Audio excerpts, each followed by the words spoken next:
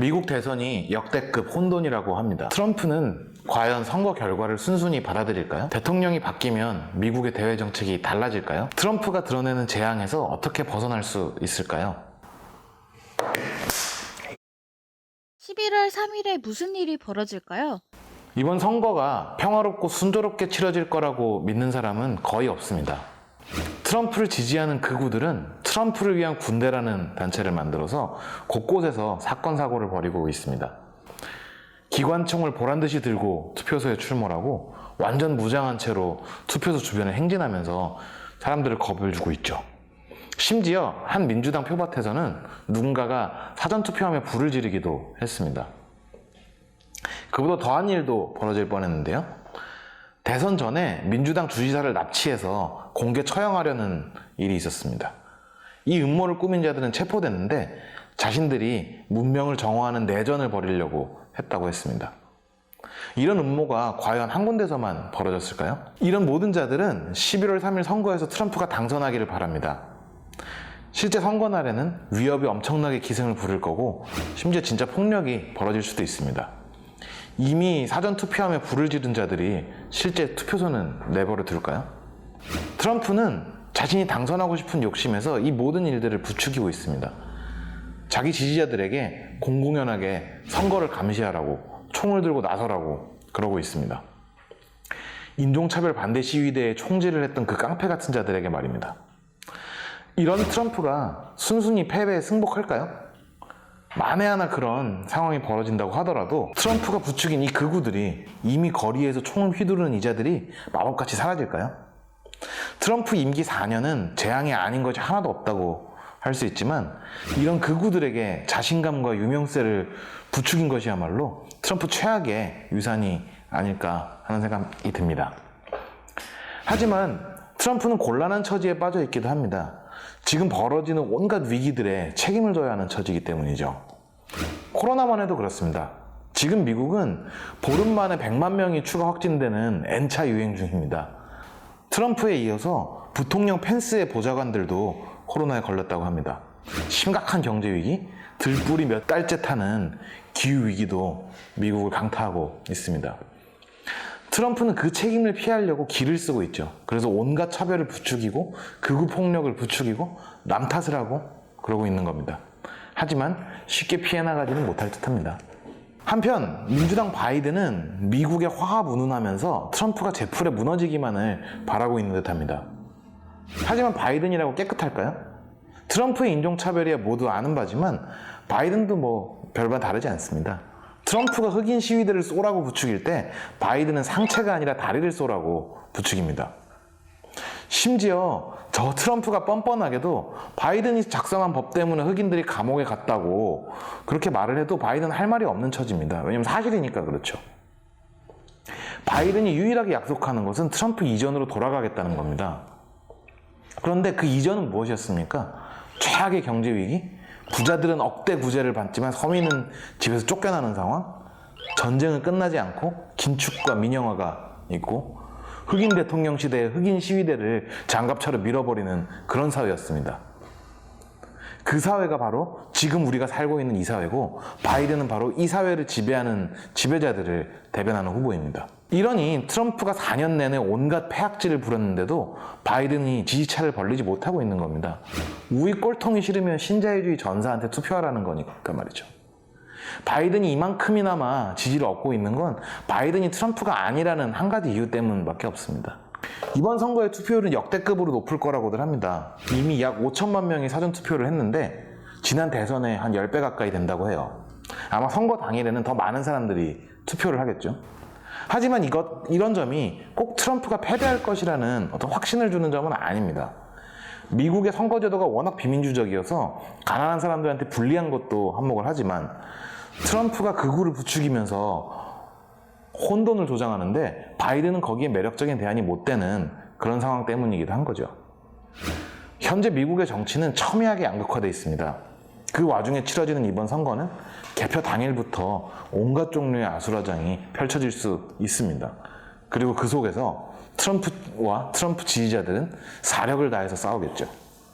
그런 일들 때문에 가뜩이나 지금 화약통 같은 이 상황에 불이 붙을 수도 있게 된다는 것입니다. 많은 사람들이 트럼프와 바이든 사이에 국내 정책뿐만 아니라 대외 정책에서도 차이가 많다고 하는데요. 트럼프와 바이든이 완전히 같다고 할 수는 없을 것 같습니다. 하지만 미국 제국주의를 지키려고 행동한다는 점은 둘이 마찬가지고, 다만 그 일을 어떻게 할까, 누가 더 그 일을 잘할까를 두고 이번 선거에서 둘이 서로 다투고 있는 겁니다. 바이든은 자신이 트럼프보다 더 유능한 제국주의자라고 어필합니다. 바이든은 지난 수십 년 동안 미국 지배자들이 한반도 주변과 세계 곳곳에서 제국주의 긴장을 부추겼던 바로 그 전략을 대변합니다. 즉 서유럽, 일본 같은 동맹 지배자들과 편을 먹고 잠재적 경쟁국들, 즉 중국과 러시아를 압박해야 한다는 거죠. 한반도에서는 어떨까요? 바이든은 오바마의 부통령이었습니다. 자, 그런데 오바마 정부는 전략적 인내라는 이름으로 북한을 압박하는 한편 북한의 위험성을 엄청 과장해서 중국을 견제하는 데 써먹었고, 그 맥락에서 한반도에 사드를 배치하기도 했었죠. 오바마의 전략은 워낙 악명이 높아서 악의적 무시라고 불릴 정도였습니다. 바이든이 김정은을 깡패라고 부른 것은 바로 그런 일, 즉 그와 오바마가 했던 일을 계속하겠다는 신호라고 할 수 있습니다.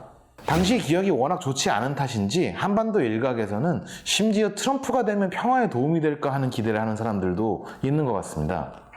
트럼프는 미치광이지만 김정은과 세 차례나 만났지 않냐, 뭐 이런 거죠.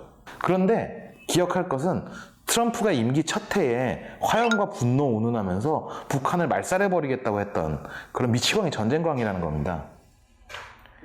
트럼프 정부가 세계 온갖 곳에 폭격을 퍼부은 일은 다 헤아리기도 어려울 정도죠. 그리고 북미 관계가 롤러코스터를 타는 건 트럼프의 변덕 때문이 아니라 미중 갈등이라는 더 큰 틀에 영향을 받는 것이기 때문입니다.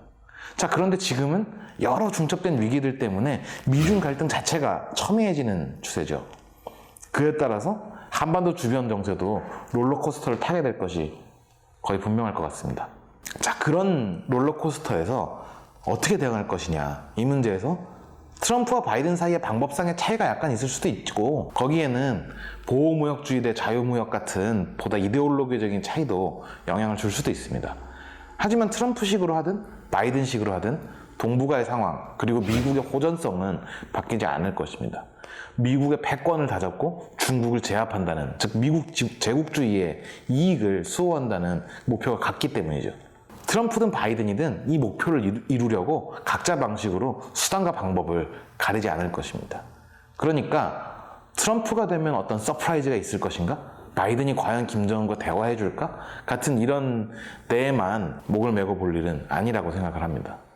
우리에게는 일관된 반제국주의 운동을 아래로부터 참을성 있게 건설하는 훨씬 더 중요한 문제가 있다라고 생각합니다. 정말 한치 앞도 내다보기 어려운 상황이네요. 올해 2020년 미국에는 흑인 목숨도 소중하다 운동이 벌어졌는데요. 그럼 앞으로 미국에는 무엇이 필요할까요? 트럼프가 워낙 재앙의 화신 같기 때문에 많은 사람들이 트럼프의 재선을 두려워하고 있고, 트럼프가 패배한다면 아마 많은 사람들이 안도할 겁니다. 하지만 우파 꼴통 트럼프의 대안이 신자유주의의 화신인 바이든이라는 것은 마치 맥도날드와 버거킹 중에 뭐가 더 건강한지 그런 고르라는 것과 같은 선택지입니다. 트럼프의 재선 가능성이라는 시야로만 보면 너무 겁에 질린 나머지 신자유주의자이자 제국주의자인 바이든에게 목을 매는 그런 처지가 될 겁니다. 그런 점에서 미국에서 흑인 목숨도 소중하다 운동 같은 어마어마한 대중운동이 벌어지고 있다는 점은 매우 중요합니다. 이 운동은 얼마 전까지만 해도 무시되던 요구들을 핵심 쟁점으로 끌어올렸고, 수많은 노동자 대중의 투쟁을 고무했습니다. 이 운동은 대중 스스로가 직접 행동해야만 변화가 가능하다는 것을 보여줬습니다. 바로 이것이 트럼프가 재선할까봐 우려하는 수많은 사람들이 기억해야 할 점이라고 생각합니다. 자, 이렇게 이야기해보죠. 극우들이 지금 선거 불복을 운운하고 있습니다. 그런데 미국 대중의 운동으로 트럼프를, 그리고 바이든과 미국 지배자들의 공격을 박살내지 못할 이유는 뭐란 말입니까? 실제로 흑인 목숨도 소중하다 운동의 위력 앞에서 트럼프와 지배자들 모두가 두려움에 떨었지 않습니까? 그걸 우리가 모두 봤죠.